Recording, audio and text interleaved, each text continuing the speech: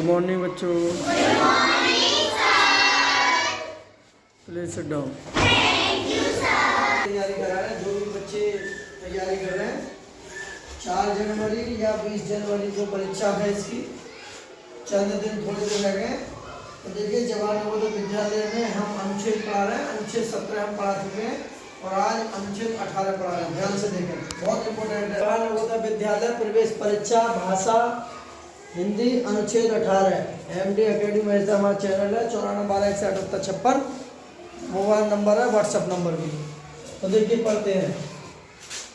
यह CV रमन भारत के प्रसिद्ध वैज्ञानिक थे।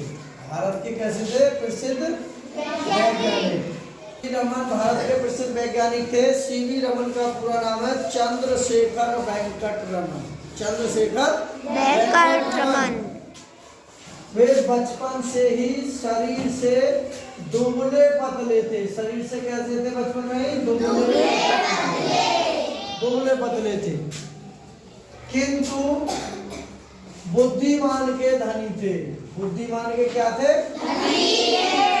बुद्धिमान के धनी थे। अस्वस्थता यानी कि उनका शरीर स्वस्थ नहीं रहता था, बीमार रहते थे, दुबले पतले थे, जरा सी देर में सर्दी लग जाती थी, लेकिन बुद्धि के धनी थे, बहुत बुद्धि थी उनमें। अस्वस्थता के कारण विदेश ना जा सके। विदेश ना जा सके किसके कारण? अस्वस्थता के कारण, यानी कि उनका शरीर ठीक नहीं रहता था।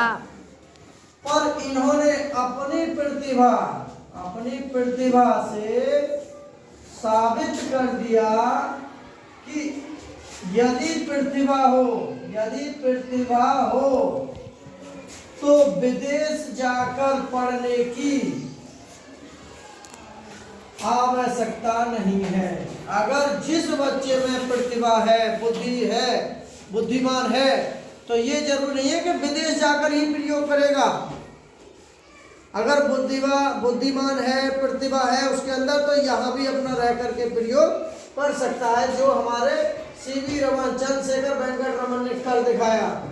इन्होंने कलकत्ता के साइंस कॉलेज में प्रिंसिपल के पद पर कार्य किया। किसके पद पर कार्य किया?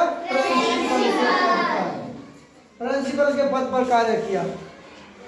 यद्यपि इस पद के लिए विदेश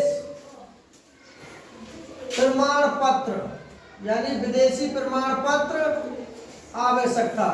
जो आदमी विदेश पढ़कर आया हो, जो व्यक्ति विदेश पढ़कर आया हो, कलकत्ता के साइंस कॉलेज में वही प्रिंसिपल बन सकता है। जो व्यक्ति या जो लड़का विदेश पढ़कर हमारे यहाँ आया हो वही प्रिंसिपल बनेगा। लेकिन इसमें ये आवश्यक शर्त लगी हुई थी। हुआ क्या? पर इनकी योग्यता पर मुक्त होकर, मदमस्त होकर, खुश होकर, प्रसन्न होकर उपकुलपति यानी कि उपकुलपति, जो रजिस्ट्रार, यूनिवर्सिटी के जो रजिस्ट्रार होते हैं, जितनी भी यूनिवर्सिटी होती है, कॉलेज होते हैं, उनके ऊपर एक कुलपति होता है और फिर उनसे छोटा एक उपकुलपति होता है। तो उपकुलपति ने उन्हें छूट दे दी। किस बात पर? उनकी योग्यता पर, उनकी प्रतिभा को देखकर, उनकी बुद्धिमान को देखकर, बुद्धिमता को देखकर कि इन्होंने नए प्रयोग किए हैं।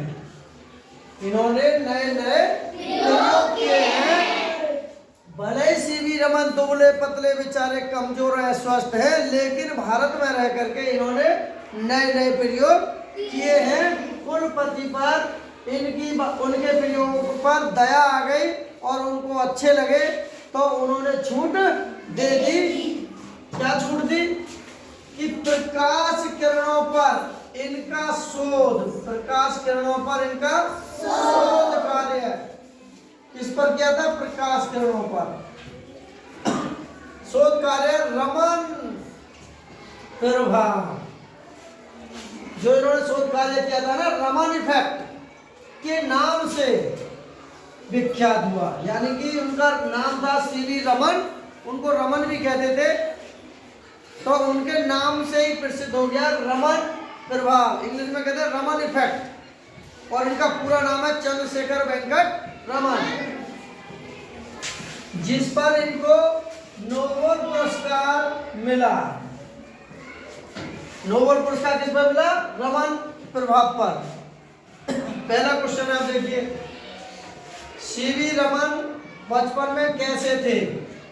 नंबर ए दुबले पतले थे, नंबर बी छोटे मोटे थे, नंबर सी सांवले सलोने थे, नंबर किस को बता? हाँ बता। वो दुबले पतले थे। शाबाश, ताली बजाइए।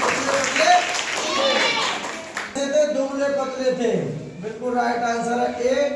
ना ये है, ना ये है और ना ये है। दूसरा क्वेश्चन बता, किस कारण से विदेश ना जा सके? किस कारण से वे विदेश ना जा सके? निरक्षरता, नंबर बी निर्धनता, नंबर सी अयोग्यता, नंबर 4 अस्वस्थता। किस पर आ जाए? शाबाश, ताली बजाइए। क्या है? अस्वस्थता के कारण। चलिए आंसर है हमारा डी, अस्वस्थता के कारण वो विदेश ना जा सके। इसका राइट आंसर डी। ना निरक्षरता है, ना निर्धनता है, ना अयोग्यता है। तीसरा प्रश्न, सीवी रमन ने कोलकाता के साइंस कॉलेज में, कोलकाता के साइंस कॉलेज में कौन सा पद ग्रहण किया था? प्रोफेसर का, नंबर ए बी पे क्लर्क, नंबर सी पे अध्यापक, नंबर डी पे प्रिंसिपल। प्रिंसिपल है प्रिंसिपल प्रिंसिपल। शाबाश, ताली बजाइए। प्रिंसिपल। तो देखिए इसमें प्रिंसिपल हमारा राइट आंसर है। ना क्लर्क है, ना प्रोफेसर है, ना अध्यापक है। रमन ने किस पर शोध कार्य किया? शोध किया, रमन ने किस पर शोध किया? फल पर, बी पे वाद्ययंत्र पर, नंबर सी पे प्रकाशकरण पर या सब्जियां पर? बता। किरण पर। है प्रकाशकरण, बिल्कुल सही है, ताली बजाइए। इसने जो शोध किया था प्रकाश किरण पर। इसका राइट आंसर सी, ना सब्जियां हैं, ना वाद्ययंत्र है, ना फल है। क्वेश्चन नंबर 5, रमन का शोध कार्य, रमन का शोध कार्य किस नाम से प्रसिद्ध हुआ था?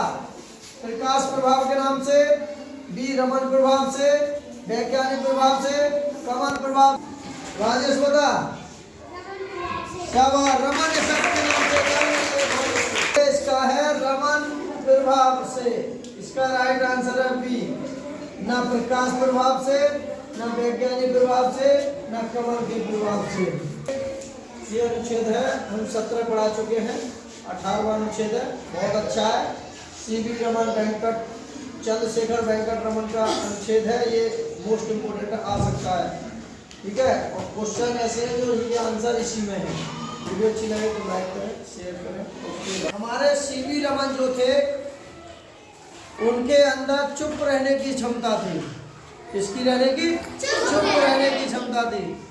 तो देखिए, जो आदमी चुप रहेगा वो सहन शक्ति, अंदर से शक्ति होगी, मजबूत होगा।